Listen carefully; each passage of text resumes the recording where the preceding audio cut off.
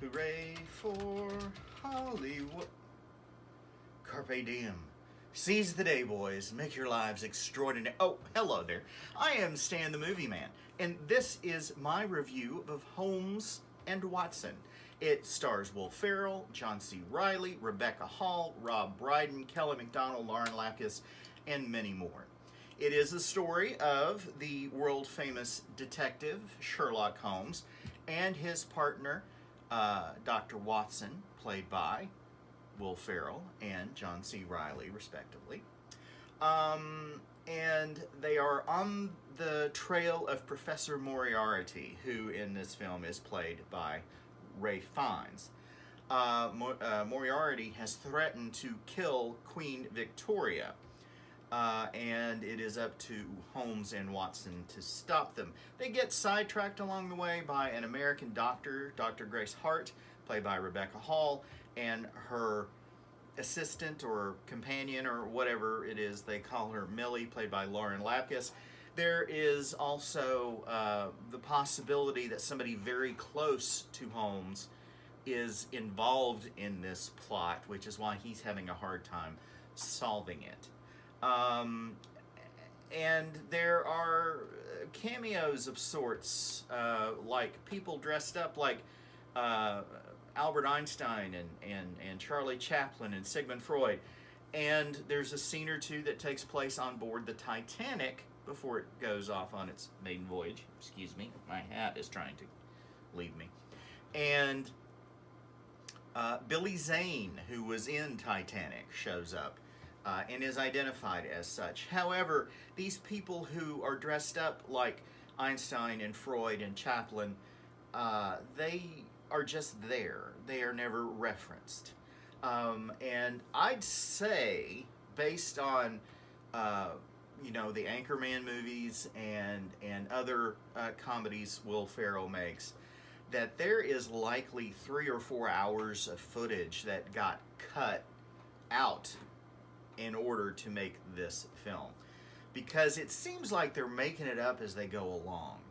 Holmes and Watson is mildly funny at times, but there are just ridiculous tangents that are gone on. For instance, a love plot between Watson and Dr. Hart and Holmes and Millie, and there's a musical number about 3/4 of the way through the movie, and there's just a lot.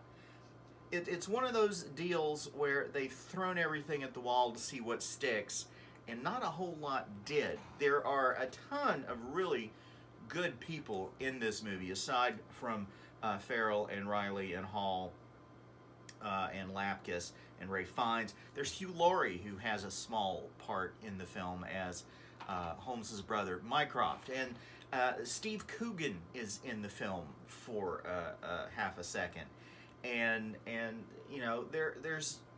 they filmed this in London, and they are on location at the places that are mentioned in some of Holmes's stories, and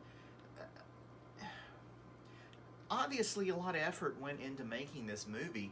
Unfortunately, they didn't put nearly as much effort into the script, the story, or the jokes, because while there are some funny moments, some physical comedy, and a rather unfortunate and uncomfortable first meeting between Dr. Watson and Queen Victoria,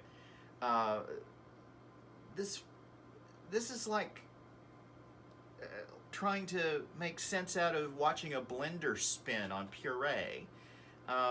There's a lot going on, and a lot of it doesn't make sense, isn't funny, seems unnecessary.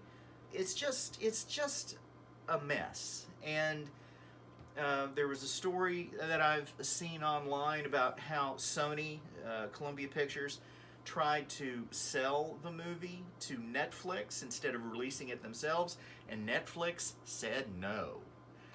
And Netflix will run practically anything, including Adam Sandler movies. Heck, they paid for Adam Sandler movies to be made, and they wouldn't buy this one. So I'm afraid Will Ferrell may be re-entering that phase of his career where a little bit of him goes a very long way.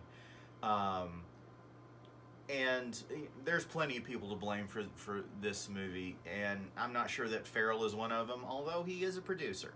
So, you know, they just I think they thought they could wing it, and they can't, because this movie's not very good.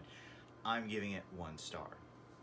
Go to stanthemovieman.com to read my complete review. You can listen to our podcast, The Fractured Frame, where some friends of mine and I get together and discuss the latest in movies, TV, and streaming. You can find that wherever you get podcasts. Follow me on Twitter, @MovieManStan. And you can send me emails, stanthemovieman123 @gmail.com. Till next time, later.